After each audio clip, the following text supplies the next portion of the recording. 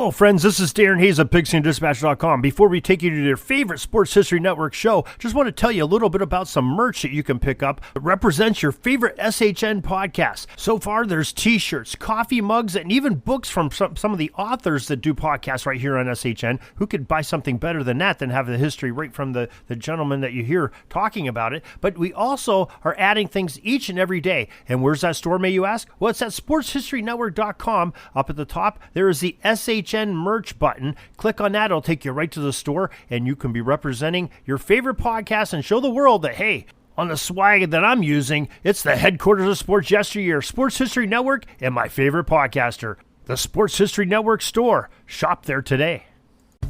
During this NFL offseason, there's nothing more enjoyable than learning about the origins of some of these great teams that we look and watch and celebrate today. In this episode, we celebrate the history and the origin of the Atlanta Falcons franchise, where they came from, how they were named, and how they came about. This story's coming up in just a moment. This is the Pigskin Daily History Dispatch, a podcast that covers the anniversaries of American football events throughout history on a day-to-day basis. Your host, Darren Hayes, is podcasting from America's North Shore to bring you the memories of the gridiron, one day at a time. So as we come out of the tunnel of the Sports History Network, let's take the field and go no huddle through the portal of positive gridiron history with PigskinDispatch.com. This podcast is part of the Sports History Network, your headquarters for the yesteryear of your favorite sport. You can learn more at SportsHistoryNetwork.com. Hello, my football friends. This is Darren Hayes of PigskinDispatch.com. Welcome once again to the Pigpen, your portal to positive football history, and welcome to another edition of looking at some NFL franchises or professional football franchises in general, and the origin stories of how the team came about, who started them, and maybe possibly the name. Where did that come from? And today's focus is going to be on the Atlanta Falcons franchise. But before we get into that, let's make sure you're aware of our daily newsletter, 6:30 a.m. each and every day from the Yesteryear Hub that covers the Pigskin Dispatch podcast, Pigskin Dispatch web pages, Jersey Dispatch, and the Sports Jersey Dispatch website podcast, and Orville Mulligan Sports Writer. Very easy to sign up for. Go to jerseydispatch.com, pigskindispatch.com, or these very show notes of this podcast to sign up. 2 simple questions and you're in. And each day, 6:30 a.m., you'll receive much of what's going on in those sites as well as the sportshistorynetwork.com. Now let's get to our feature story. The Atlanta Falcons NFL franchise always has exciting stories, players, and coaches that keep the fans watching their games, and just a great franchise to follow. Now, the rise of the Falcons as a team in the National Football League, it has a great storyline as well.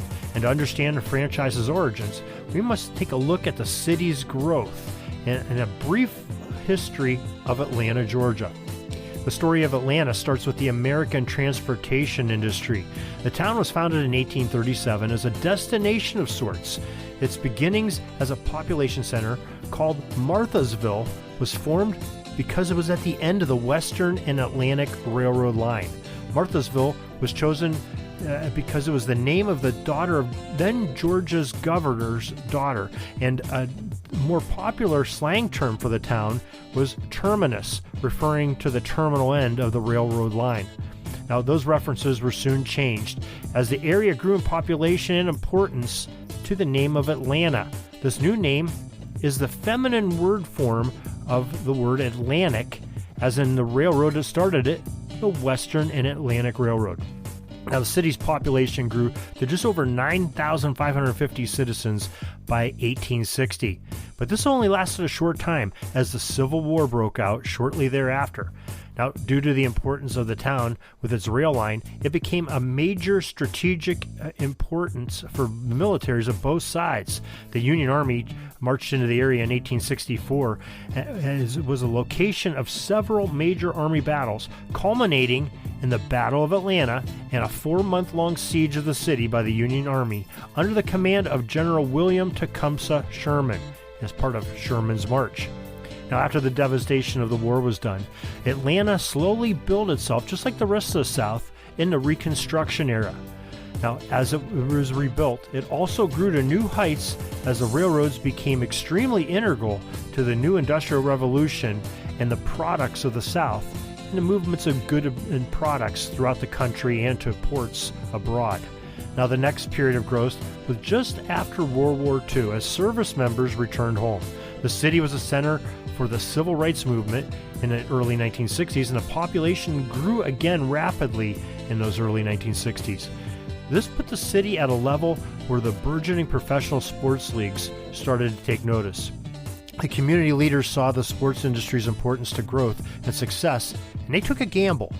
In 1965, they finished building the then state-of-the-art Atlanta Stadium, later to be known as Atlanta Fulton County Stadium. Soon after, the Milwaukee Braves relocated to the area, seeing the potential of having a Major League Baseball franchise in the Deep South. Well, pro football at the same time, and maybe even a little bit before that, was exciting too, and they were excited about the area. And at the time, there were two rival and competing leagues in the NFL and the AFL, and both had their sights set on the state of Georgia capital city. Now, Atlanta was attractive for the competing pro football organizations for much the same reason as baseball was attracted to it. It was the absence of other franchises in the southern region. Now, up to that point, the closest pro football teams that people in the southeast could root for were the Washington Redskins to the north and the fairly new Dallas Cowboys franchise, a considerable excursion to the west. Well, the opportunity gave way to a pair of town factions, each wanting to secure pro football for Atlanta.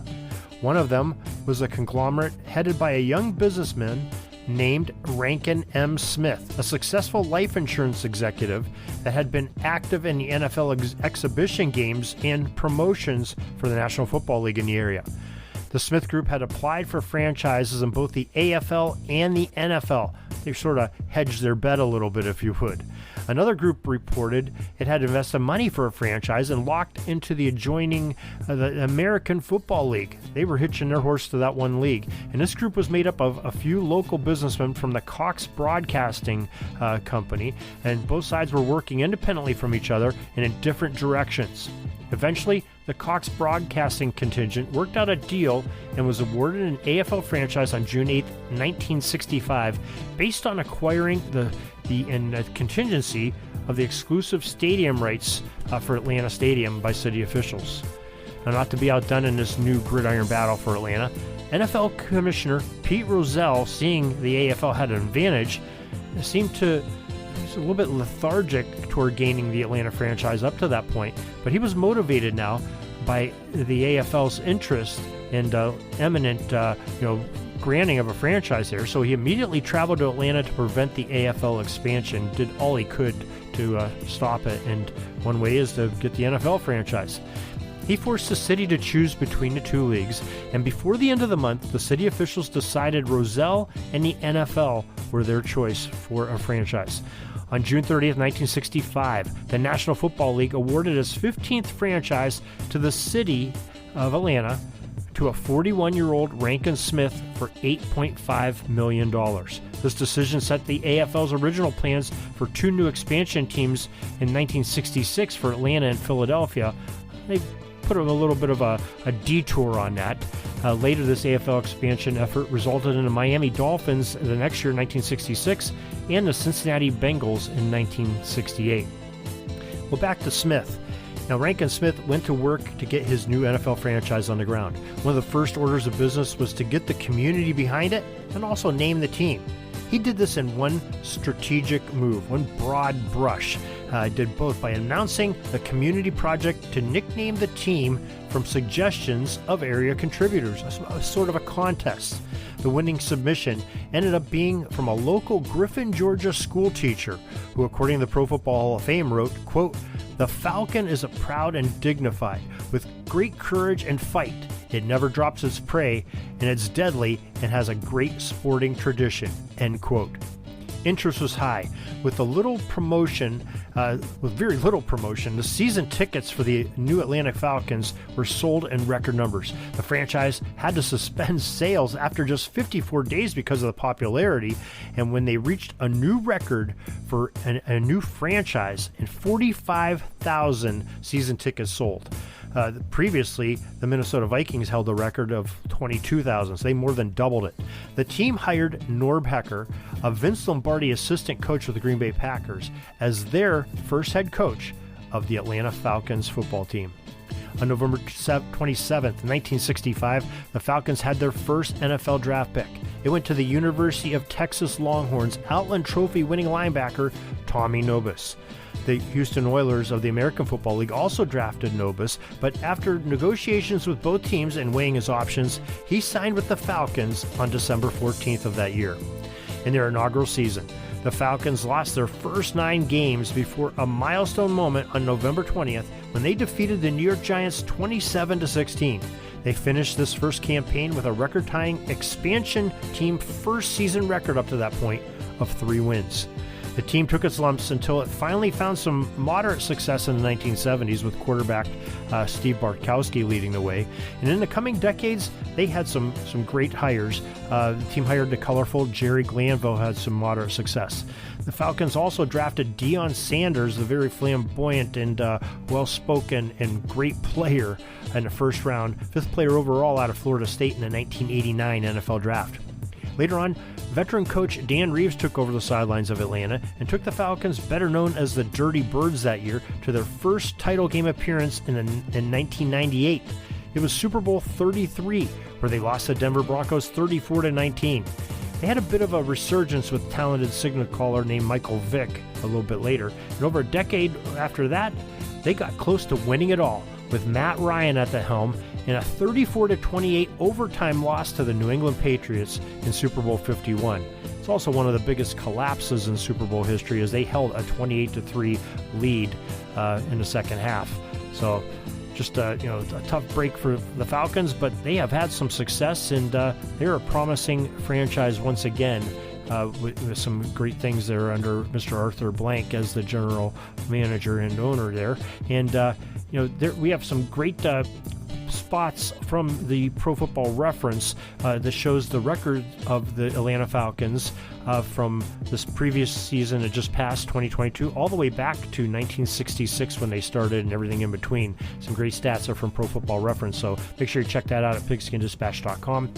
The show notes will take you to the link of the article for this Atlanta Falcons episode. So we hope you enjoyed this little bit of football history on the origins of the Atlanta Falcons, and it answered any questions you may have had of how the franchise started and where they've been. And didn't get into any great detail, but we hope to do that in some upcoming podcasts here in the future, covering each of the NFL teams. But for now, we're going to try to cover the origins of each of them and try to do one a week, and hopefully it prevails as something interesting to you, our listeners. We'd love to have your feedback, pigskindispatch@gmail.com, and let us know what you're thinking. And if you like this approach, and maybe anything else that you're interested in, we can certainly try to get that out there for you as well. But for now, until next time, have a great Gridiron Day. That's all the football history we have today, folks. Join us back tomorrow for more of your football history. We invite you to check out our website, pigskindispatch.com, not only to see the daily football history, but to experience positive football with our many articles on the good people of the game, as well as our own football comic strip, Cleat Marks Comics. Pigskindispatch.com is also on social media outlets, Facebook, Twitter, Instagram, and don't forget the Pigskin Dispatch YouTube channel to get all of your positive football news and history. Special thanks to the talents of Mike and Gene Monroe, as well as Jason Neff for letting us use their music during our podcast. This podcast is part of the Sports History Network, your headquarters for the yesteryear of your favorite sport. You can learn more at sportshistorynetwork.com.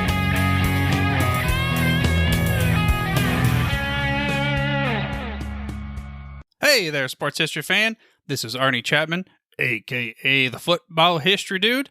And I hope that you enjoyed this recent episode presented by the Sports History Network and were able to learn some good old-fashioned sports history knowledge nuggets.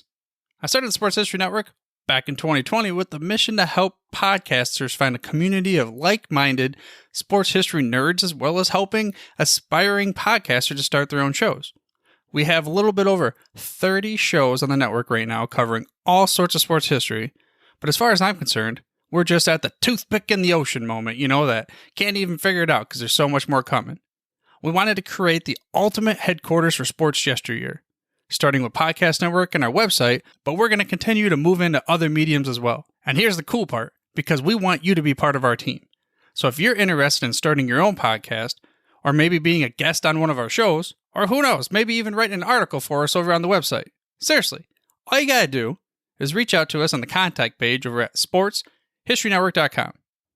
You can be as technologically savvy as a Neanderthal tapping on a stone trying to figure out this whole hieroglyphics thing back in the day. Again, it doesn't matter, because even if you don't understand the whole podcast space, we have a production team that can pretty much help you out with doing everything. All you got to do, head over to sportshistorynetwork.com, head to the contact page, fill it out. That message goes right to me, and I'll reach out to you as soon as I can. But for now, dude, I'm through if you're through.